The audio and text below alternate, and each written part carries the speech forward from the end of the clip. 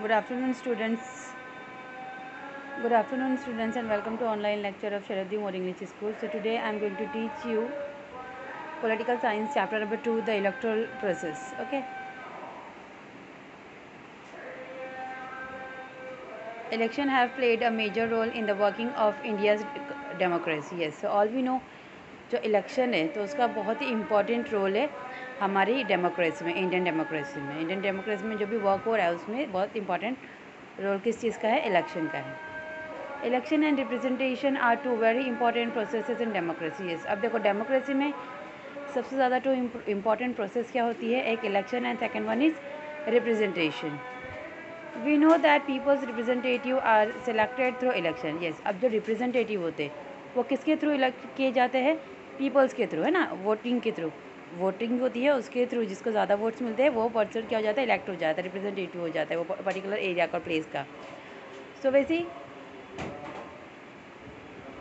Election help to bring a change in poor power through peaceful means. Yes, अभी election के थ्रू क्या होता है, इलेक्शन जो है वो किस चीज़ में हेल्प कर रहा है, चेंज लाने में. जैसे हमारी कंट्री में जो चेंज आता है वो किसके थ्रू आता है, इलेक्शंस के थ्रू है. मतलब इलेक्शन होता है तो उसके बाद क्या होता है, हम लोगों को एक तरीके का चेंज दिखाई देता है. और पावर थ्रू पीसफुल, लेकिन वो जो चेंज आता है वो कैसे आता है, एक पीसफुल वे में चेंज देखते हैं हम लोग. Different political parties get an opportunity to rule. Obviously एक ही पार्टी रूल नहीं करती हमारी कंट्री के ऊपर, जितनी भी पार्टीज़ है उसको मतलब पावर मिलता है रूल करने का हमारी कंट्री के ऊपर, है ना. उनके जो रूल्स है, उनके रेगुलेशन है, उसको फॉलो करवाने का. एक ही पर्टिकुलर पार्टी नहीं चलती रहती है.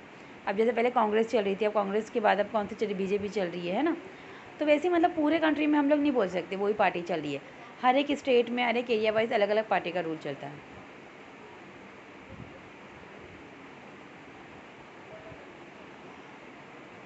Policies of the government and life of society also changes. अब जो पॉलिसीज़ होती है गवर्नमेंट की वो भी क्या होती है, डे बाई डे चेंज होती रहती है, और जो लाइफ है सोसाइटी की वो भी चेंज होती है. We expect that the representative we elect should be efficient, honest, and trustworthy, and that they should have respect the opinion of people. Yes, हम लोग क्या चाहते हैं, मतलब हम लोग जब वोट देते हैं किसी पर्सन को, किसी रिप्रेजेंटेटिव को, तो हम लोग की एक्सपेक्टेशन क्या होती है, वो जो पर्सन है वो कैसा होना चाहिए, इफ़िशियंट होना चाहिए, ऑनेस्ट होना चाहिए, ट्रस्टवर्दी होना चाहिए. ओके. और वो सबसे प्लस क्या पॉइंट होना चाहिए, मतलब हम अगर हमारा कोई ओपिनियन रख रहे हैं तो उसके बारे में वो सोचना चाहिए, मतलब वो ओपिनियन को उसने रिस्पेक्ट देना चाहिए. ऑब्वियसली हम we are citizen of our country, तो हम लोगों को राइट है कि हम हमारा ओपिनियन है उसको रख सके सामने, है ना. तो अगर हमारा कोई ओपिनियन हम रख रहे हैं उसके सामने, तो उसे उसके ऊपर मतलब देखना चाहिए, सोचना चाहिए उससे related.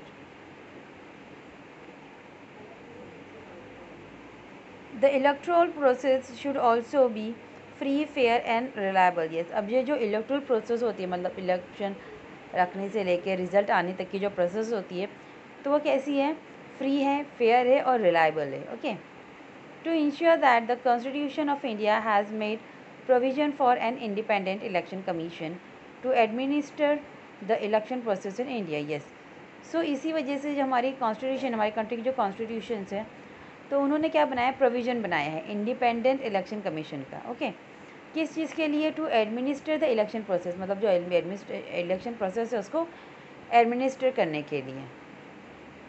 The election commission of India and the state level state election commission conduct all important election in our country. Yes, अब देखो ये जो इलेक्शन कमीशन है हमारी कंट्री के, वो और state level state election commission, ये लोग क्या करते हैं, कंडक्ट ऑल इम्पॉर्टेंट इलेक्शन, जितने भी इलेक्शन होते हैं, मतलब लोकसभा, राज्यसभा के जो भी इलेक्शन होते हैं, तो वो ये लोग कंडक्ट करते हैं, इलेक्शन कमीशन ऑफ इंडिया और state level election commission. Okay.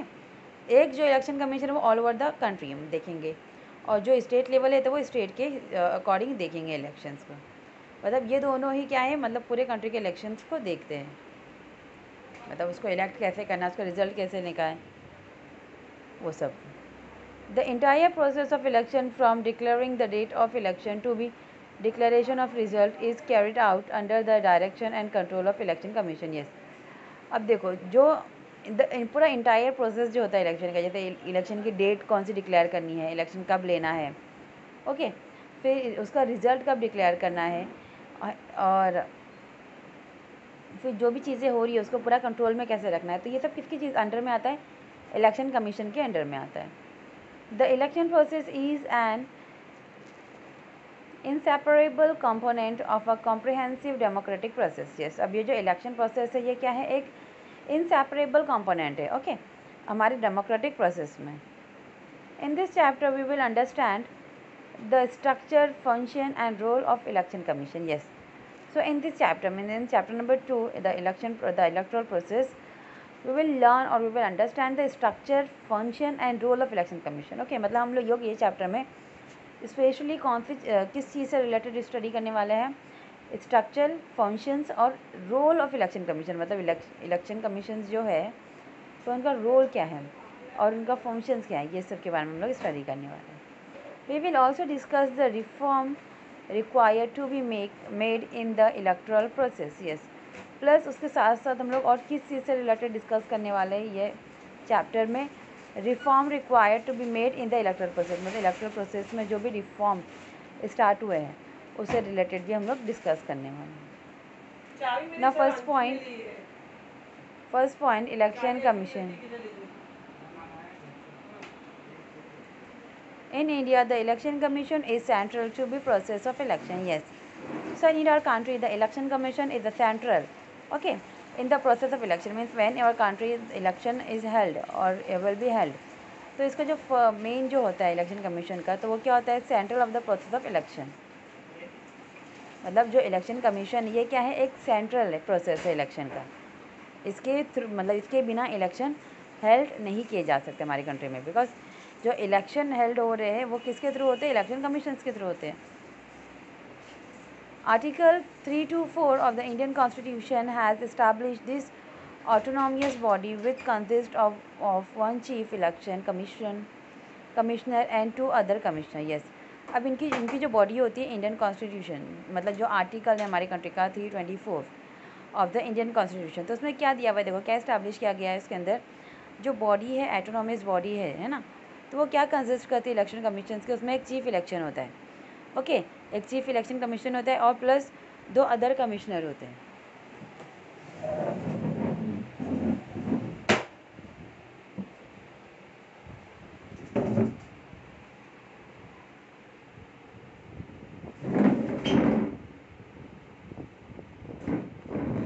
Okay, सो 1 चीफ इलेक्शन है एंड सेकेंड वन जो 2 है वो अदर कमिश्नर है। 1 चीफ जो है मतलब वो हेड है इलेक्शन कमीशन में, और उनके साइड में मतलब जो 2 पर्सन्स होते हैं वो अदर कमिश्नर होते हैं।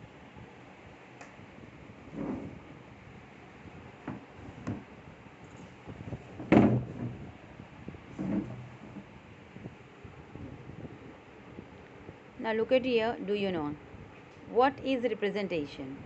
Modern democracy is a representative democracy. Yes, अब देखो यहाँ पे क्या दिया हुआ है, what is representation, okay. So in short, modern democracy, जो modern democracy our country की है ना, तो वो क्या है, it is a representative democracy. In a democracy, it is not possible to involve the entire population in the decision.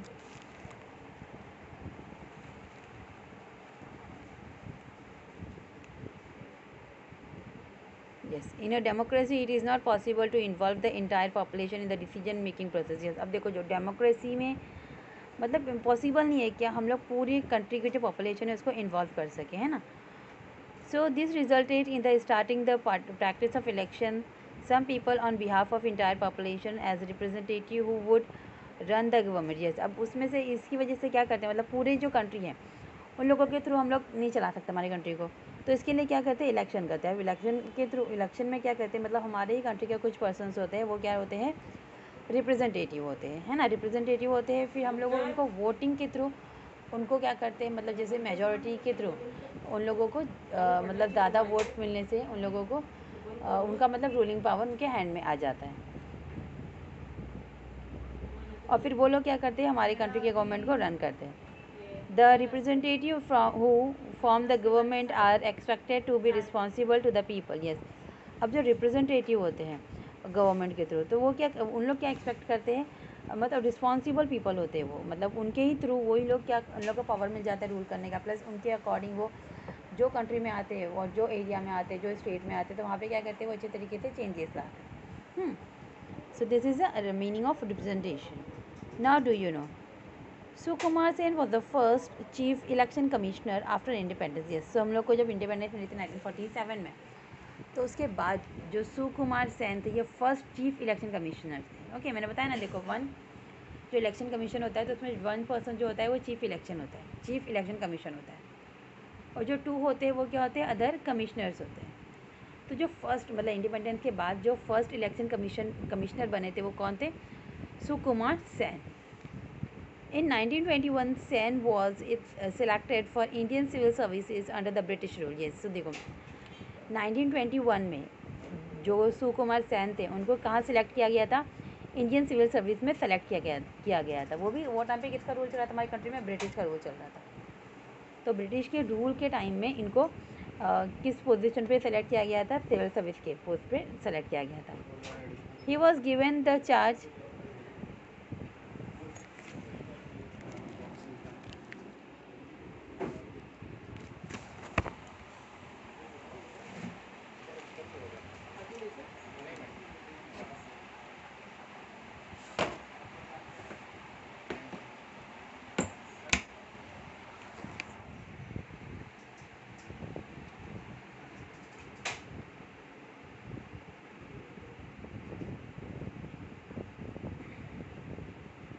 Yes, he was given the charge of the election commissioner after the election commission was established in 1950. Yes, देखो जो first जो सुकुमार सेन थे तो वो civil service में थे, Indian civil service में थे, राइट। मतलब उनको सेलेक्ट किया गया था थ्रू ब्रिटिश, है ना। फिर उसके बाद जब इलेक्शन कमिश्नर बनने आई गई, इस्टाब्लिश हुई 1950 में, तो उनको किस पोजीशन पे अपॉइंट किया गया था, फर्स्ट चीफ इलेक्शन कमिश्नर की पोस्ट पे उनको अपॉइंट किया गया था। ओके, 1950 में mister Sen efficiently handled the responsibility of the election commission in extremely adverse condition. yes, अब ये बहुत कैपेबल पर्सन है, दैट्स वाई उन्होंने उनकी जो पोजीशन थी, है ना, उनकी पोजीशन को प्लस उन्होंने जो भी वर्क था मतलब इलेक्शन कमिश्नर का, उसे बहुत अच्छे तरीके से फुल ऑन रिस्पॉन्सिबिलिटी के साथ उन्होंने फुलफिल किया था, हैंडल किया था सारी उनकी duties. Now come to yeah the president appoint the election commissioner. Yes, अब देखो ये जो इलेक्शन कमिश्नर होते हैं ना, तो उन्हें कौन अपॉइंट करता है, जो हमारी कंट्री के प्रेसिडेंट होते हैं वो इन्हें अपॉइंट करते हैं। The chief election commissioner can not be remove from his post easily और an account of any political reason. Yes, अब जो सबसे हेड होते हैं ना इलेक्शन कमिश्नर में कौन होते हैं, वो चीफ इलेक्शन कमिश्नर होते हैं, तो इनको ईजीली रिमूव नहीं कर सकते उनकी पोजीशन से। ओके, मतलब कोई वैलिड रीज़न होना चाहिए उनको रिमूव करने के लिए, मतलब इजीली कोई भी ब्लेम लगाकर हम उनको उनकी पोजीशन से रिमूव नहीं कर सकते। ओके, और an account of any political मतलब या तो उनके ऊपर कोई ब्लेम भी लगा के हम उनको हटा नहीं सकते हैं, प्लस सेकंड पॉइंट उनके ऊपर कोई पॉलिटिकल रीजंस के थ्रू भी उनको हम उनकी पोजीशन से नहीं हटा सकते। This is necessary so as to preserve the independence of election commission. अब इसी वजह से क्या ज़रूरी, क्या नेसेसरी है, to preserve the independence of election commission. There is a separate provision made for the expenses of election commission. Yes, अब इसी वजह से क्या हुआ था, सेपरेट प्रोविज़न बनाए गए थे। ओके, इलेक्शन कमीशंस में the election commission does not have a separate staff. लेकिन देखो इलेक्शन कमीशन बनाए गए थे सेपरेट, लेकिन उन लोगों का सेपरेट स्टाफ नहीं था। Government officer, teacher and other employees help the election commission. अब इलेक्शन कमीशन को हेल्प कौन करता है, जो गवर्नमेंट ऑफिसर्स होते हैं, टीचर्स होते हैं और अदर एम्प्लॉयज़ होते हैं गवर्नमेंट से रिलेटेड, मतलब जो गवर्नमेंट सर्विस में जॉब करते हैं, तो वही लोग क्या करते हैं, इलेक्शन कमिश्नर को हेल्प करते हैं। मतलब उन लोगों के लिए उनको कोई पर्टिकुलर स्टाफ प्रोवाइड नहीं किया गया गवर्नमेंट के। तो आप लोग ने देखे होंगे जो प्राइवेट स्कूल्स में जो टीचर्स होते हैं, तो उन लोगों को जब भी इलेक्शन का काम होता है ना, इलेक्शन का जब ड्यूरेशन होता है, तो वो टाइम पे उन लोगों को इलेक्शन की ड्यूटी लगती है। तो क्यों लगती है, क्योंकि गवर्नमेंट है, जो इलेक्शन कमिश्नर है, उन लोगों को स्टाफ प्रोवाइड नहीं किया। ये सारे काम वो किससे करवाते हैं, जो गवर्नमेंट सर्विस में है, जो गवर्नमेंट ऑफिसर्स होते हैं, जो गवर्नमेंट टीचर्स होते हैं और जो अदर गवर्नमेंट एम्प्लॉयज़ होते हैं। तो वो लोग किसकी हेल्प करते हैं, ये जो कमिश्नर होते हैं, जो चीफ इलेक्शन कमिश्नर होते हैं, उनकी हेल्प करते हैं। ओके, इलेक्शन के प्रोसेस में। Now function of election commission. First preparing of voter list. देखो सबसे फर्स्ट जो फंक्शन होता है इलेक्शन कमीशन का, वो क्या होता है, प्रिपेयरिंग द वोटर लिस्ट। मतलब एक जैसे पर्टिकुलर एरिया में, अभी if we are talking about Amritnagar, तो फर्स्टली क्या बनेगी, यहाँ की वोटर लिस्ट बनेगी। मतलब ये एरिया में, पर्टिकुलर एरिया में कितने पर्सन्स रह रहे हैं, जिसने 18 के फर्स्टली मतलब पहले सीनियर सिटीजन्स की लिस्ट होंगी, फिर उसके बाद जिसने मतलब 21 की एज 18 की एज क्रॉस कर लिया, जो न्यू है मतलब अभी उन जैसे उनका वोटिंग आईडी नहीं बनाया तो उन लोगों के बनाने के इसमें ज़्यादा लगेंगे पीपल्स, है ना। जो होते हैं सोशल वर्कर्स जो होते हैं वो ये सारे काम में लग जाते हैं। तो उससे सबसे पहले जो काम जो फंक्शन होता है इलेक्शन कमीशन का वो होता है वोटर लिस्ट बनाने का। Every Indian citizen who has completed 18 years of age has a right to vote. Yes, all we know that जो पर्सन जो बंदा 18 ईयर्स की एज कंप्लीट कर लेता है, राइट, तो डायरेक्टली ही got the right to give vote. उसको डायरेक्टली क्या राइट मिलती है, वोटिंग करने की राइट मिलती है। To exercise the right to vote citizens name must be in the voter list. Obviously अब जब उसको राइट मिली है वोट करने की तो ये कंपलसरी है कि वो पर्सन का नेम होना चाहिए किसमें, वोटर लिस्ट में। ऑब्वियसली अगर उसका वोटिंग आईडी बना है तो ही उसका वोटर लिस्ट में नेम होगा। अगर वो एज 18 के या 20 के 30 के भी अबाव है बट उसका अगर वोटर आईडी नहीं बना है तो उसका वोटर लिस्ट में नेम नहीं रहेगा। ओके, तो जो पर्सन 18 के अबाव होगी, 18 क्रॉस कर लिया है, तो उसका नेम कहाँ पर आ जाएगा, और उसका वोटिंग आईडी है तो उसका नेम कहाँ पर आ जाएगा, वोटर लिस्ट में आ जाएगा। It is the responsibility of the election commission to prepare the list of eligible voters. Yes. अब ये किसकी रिस्पॉन्सिबिलिटी है, देखो जो इलेक्शन कमीशन है उनकी रिस्पॉन्सिबिलिटी होती है वो लिस्ट को प्रिपेयर करने की, ओके, उसको अपडेट करने की, plus included the name of new order, plus उसके साथ साथ जो न्यू वोटर्स हैं मतलब जिन्होंने अभी रिसेंटली अपनी एज कंप्लीट की 18 की, तो उनके नेम ऐड करने की, okay.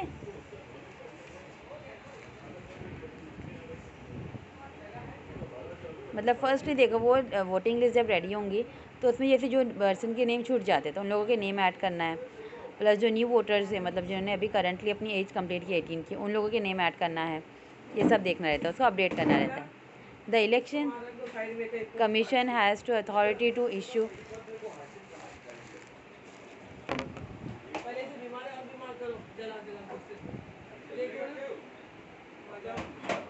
yes, so the election commission has the authority to issue identity card to the voter। Obviously अब ये इलेक्शन कमीशन की को अथॉरिटी दी गई है कि वो क्या इशू करे, क्या प्रोवाइड करे, आइडेंटिटी कार्ड प्रोवाइड करे किसको, वोटर्स को।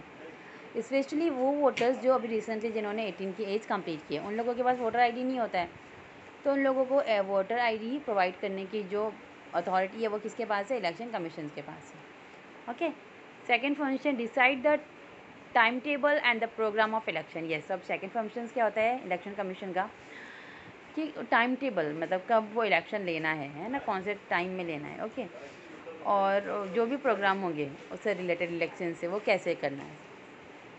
The conduct of election is entirely the responsibility of election commission. ये तब जो इलेक्शन जो कंडक्ट होता है तो उसका इंटायर जो काम होता है तो उसको कंप्लीट करने की, उसको फुलफिल करने की रिस्पॉन्सिबिलिटी किसकी होती है, इलेक्शन कमीशन की होती है। The election commission decide when to conduct election. अब ये रिस्पॉन्सिबिलिटी किसकी है, इलेक्शन कमीशन ही डिसाइड कर सकता है कि अब उसे इलेक्शन कब कंडक्ट करना है, okay, and in how many stages to hold election in every state. Yes, और कितने स्टेजेस में मतलब कितने स्टेजेस में उसको एक साथ इलेक्शन लेना है, means state wise, okay. Now third function scrutiny of application of candidate, okay। After the election date are declared, every political party select the candidate to contest election। yes, अब जैसे ही election date confirm हो गई, declare हो गई, तो उसके बाद क्या होगा, एवरी पॉलिटिकल पार्टी सेलेक्ट, जितने भी पॉलिटिकल पार्टीज वो क्या सिलेक्ट करेंगी, कैंडिडेट सिलेक्ट करेंगी, ओके, मतलब उनके साइड से खड़े रहने के लिए जो रिप्रेजेंटेटिव बोलेंगे हम लोग उसको, तो वो सेलेक्ट करेंगे, okay. Some candidate contest the election independently without the support of any political party. अब कुछ ऐसे कैंडिडेट होते हैं जो बिना किसी पार्टी के सपोर्ट में खड़े हो जाते हैं इलेक्शन में, okay. Candidate of political party as well as independent candidate have to fill the application form. अब देखो जो पार्टी के थ्रू कैंडिडेट बन रहा है, पार्टी रिप्रेजेंटेटिव बन रहा है, खड़े हो रहा है इलेक्शन में, है ना, तो वो उसे भी और जो इंडिपेंडेंट कैंडिडेट है उसे भी एक एप्लीकेशन फॉर्म फिल करने पड़ता है, ओके, जिसके अंदर क्या इंक्लूड होता है, इन्फॉर्मेशन इंक्लूड होती है उसके खुद के बारे में। जैसे उसका नेम, फिर वो कब से रह रहा है, कितने साल से वो हमारे कंट्री का सिटीज़न है, फिर ऐसी मतलब उससे रिलेटेड बहुत सारी इन्फॉर्मेशन उसको वो फॉर्म में फिल करनी होती है। The election commission scrutinizes all the application and allow the eligible candidate to contest the election. Yes, अब इलेक्शन कमीशन क्या करता है, मतलब उस वो एप्लीकेशन तो देखता है, प्लस उसके अंदर एलिजिबिलिटी है या नहीं है ये चेक करता है, और फिर उसके बाद उसको अलाउ करता है ओके इलेक्शन में खड़े होने के लिए। ना fourth function give recognition to political parties. Okay means कैसे जो पार्टीज़ होती है, पॉलिटिकल पार्टीज होती है, उसको कैसे रिकॉग्निशन दिया जाता है।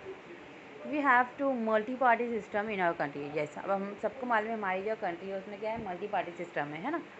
एक कोई पार्टी का रूल चलता है नहीं, बहुत सारी पार्टीज़ है ना जो रूल कर रही है हमारी कंट्री के ऊपर। New parties continue to be, और न्यू पार्टीज़ आती है ना, फॉर्म होती रहती है।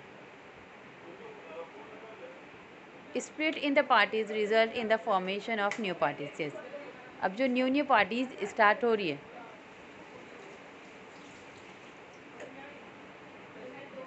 यस सो क्या होता है, न्यू पार्टीज फॉर्म होती हैं।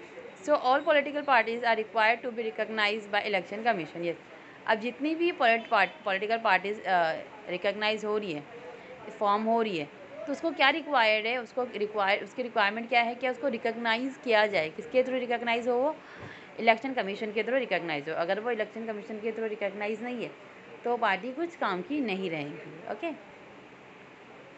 तो सबसे इंपॉर्टेंट, अगर पार्टी बना रही हो तो उसको क्या होना चाहिए, इलेक्शन कमीशन का उसको रिकॉग्नाइजेशन मिलना चाहिए। अगर उसके थ्रू वो रिकॉग्नाइज हो गई है तो वो पार्टी अंडर रूल आ जाएंगी। Election commission also has a right to recognize any political party.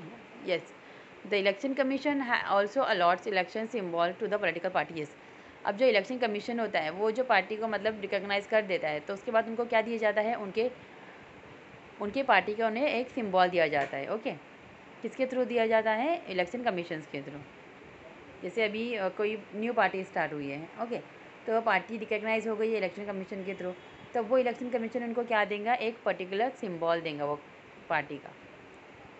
Fifth function to resolve any dispute related to election. Yes, अब यहाँ पे क्या करना है, कैसे रिजॉल्व करना है जो भी डिस्प्यूट होंगे रिलेटेड टू इलेक्शन, तो ऑब्वियसली वो भी कौन सॉल्व करेगा, जो इलेक्शन कमिश्नर है, जो चीफ इलेक्शन कमीशन है, वही इसको सॉल्व करेंगे।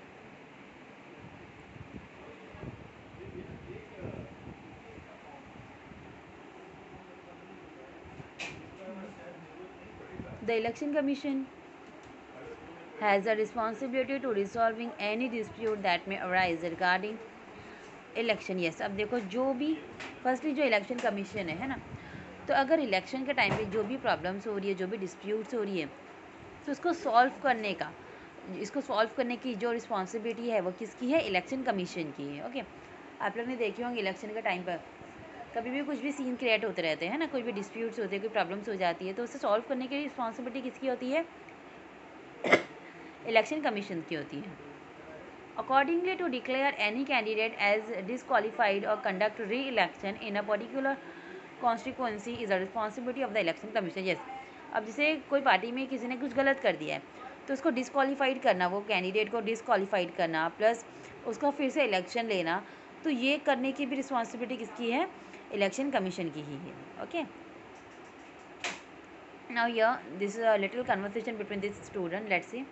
Government has to observe the code of conduct declared by the election commission. Yes, अब देखो यहाँ पे क्या बोल रहे हैं लोग, जो गवर्नमेंट है तो उनको क्या ऑब्जर्व करना चाहिए, हमारी जो कंट्री का जो कोड ऑफ कंडक्ट है डिक्लेयर किया गया है तो उसको देखना चाहिए, किसको, इलेक्शन कमीशन को, मतलब जो इलेक्शन कमीशन ने जो बनाई है कोड ऑफ कंडक्ट ओके, तो उसे क्या करना चाहिए, ऑब्जर्व करना चाहिए गवर्नमेंट ने। Who is superior, the government और द इलेक्शन कमीशन। अब यहाँ पे क्या बोले, अदर साइड में जो स्टूडेंट्स है, ज़्यादा पावरफुल, ज़्यादा सुपीरियर कौन है, गवर्नमेंट है या फिर इलेक्शन कमीशन है okay. Now come here, which to condition among the following is a violation of code of conduct. देखो अब ऐसी कौन सी टू कंडीशन है जो क्या है, वॉल्यूशन है, किस चीज़ के लिए, कोड ऑफ कंडक्ट के लिए। The candidate distributes item of house hold use. Yes, अब देखो जैसे कैंडिडेट वोटिंग के लिए क्या करते हैं, वोट्स के लिए क्या करते हैं, उन लोग सामान डिस्ट्रीब्यूट करते हैं है ना, तो ये भी गलत है। Promise made to resolve the water problem if elected, जैसे प्रोमिस करते हैं, झूठे झूठे प्रोमिस करते हैं कि अगर आप लोग ने हम लोग को लेकर आ गए तो हम लोग ये सॉल्व कर देंगे, वो सॉल्व कर देंगे। यहाँ पे दिया है जैसे वाटर के जो इश्यूज़ होते हैं तो हम वो सॉल्व कर देंगे। Third, to go from door to meet voter and request them to vote. Yes, अब जब उनको वोट चाहिए होता है तो वो टाइम पे क्या करते हैं, वो डोर टू डोर जाते हैं, सबके जितने भी पर्सन से पर्टिकुलर एरिया के, तो उनके घर पे जाते हैं and they are begging to take vote from them, है ना, उन लोगों से वोट्स मांगते हैं। To appeal on the basis of caste and religion to get support, फिर लास्ट लोग क्या कहते हैं, अपील करते हैं, किस चीज़ से अपील करते हैं, on the basis of caste और रिलीजन के और कास्ट के बेस के ऊपर वो सपोर्ट मांगते हैं पब्लिक से। So which of these rules would you include in the code of conduct for voters? Yes, तो आप लोगों को क्या लग रहा है, ये जो सारे रूल्स दिए हुए तो इसमें से कौन सा जो कोड ऑफ कंडक्ट है उसमें आना चाहिए? Okay, now remember this, Shyam Sharan Negi from Himachal Pradesh for the first voter of India. जैसे मतलब आफ्टर इंडिपेंडेंस हम लोग का इलेक्शन हुआ था तो उसके बाद जो इलेक्शन किया गया था तो उसमें जो फर्स्ट पर्सन थे जिन्होंने वोटिंग की थी, सो श्याम शर्मा नेगी, ये वो पर्सन थे हिमाचल प्रदेश में जिन्होंने फर्स्ट वोटिंग किए थे, मतलब ये फर्स्ट वोटर थे हमारी कंट्री के। He exercise his right to vote on 25 October 1951 in Lok Sabha election. Yes, तो इन्होंने जो इनकी राइट थी, राइट टू वोट, इसे यूज़ किया था। कब यूज़ किया था? 25 अक्टूबर 1951 में जो लोकसभा का इलेक्शन हुआ था उसमें उन्होंने अपनी राइट को फर्स्ट टाइम यूज़ किया था और ये फर्स्ट वोटर बने थे हमारी कंट्री के। Okay, now process of election. Okay, establishment of constituencies. Yes, अब जो प्रोसेस होता है, मतलब जो इलेक्शन होते हैं तो उसके पहले की बहुत सारी प्रोसेस होती है, तो डायरेक्टली हम लोग इलेक्शन नहीं कर सकते, है ना, तो उसकी यहाँ पे प्रोसेस दी गई है। देखो, फर्स्ट क्या होती है, इस्टेब्लिशमेंट ऑफ कॉन्स्टिट्यूएंसीज।